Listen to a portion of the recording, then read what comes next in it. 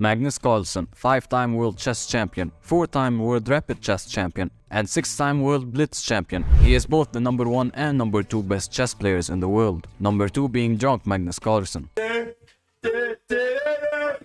There are moments where he acts like a normal human being and blunders just like you and me. It's visually very difficult to spot, but... Oh no! But most of the times he is brilliant. So here are 5 times Magnus Carlsen was brilliant. The first one we're gonna take a look at is the last game of the 2016 World Championship against Sergei Karyakin. In this position, Karyakin is threatening Magnus with a number of checkmates, but Magnus's next move is a brilliant one. Magnus plays the move queen to h6, sacrificing the queen out of the blue.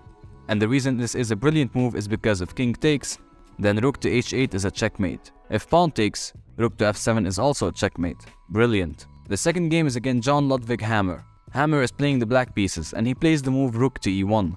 After Magnus's next move, Hammer resigned immediately. Queen to h5 with check. If you don't see it, I'm gonna explain. After pawn takes queen, the rook is gonna slide into the h4 slot, checkmating the king while the knight guards the g1 square. Number 3. Magnus vs Alexander. In this position, Magnus controls the white pieces and he plays the move bishop to a6, sacrificing his bishop to get rid of the pawn on b7, allowing his pawns to push forward and turn into beautiful elegant queens. Alexander played the move bishop f6 to try and stop the pawns from queening, but Magnus responds with bishop to b7, rook takes b7, and then pawn to c6. Rook takes b6. Magnus plays rook c1 and now this pawn is unstoppable. After bishop to b2, Magnus played pawn to d7. Alexander resigned after this move. Number 4. In this play, Magnus is just 12 years old. His opponent played a pawn move to attack his knight. Most of us would just bring the knight back to a safe square, but not 12-year-old Magnus. He played the move queen to a6, sacrificing the precious piece in order to sweep all of his opponent's remaining pieces. Because after the rook takes the queen, rook takes c8 with check, queen guards the king, rook takes the queen, then knight to f7 forking the king and the rook and it's all over. In the game, the rook moved to b8, but this didn't really do much, because after queen takes the rook, knight takes back, rook captures the bishop checking the king, then captures the second rook, and Magnus went on to win the game.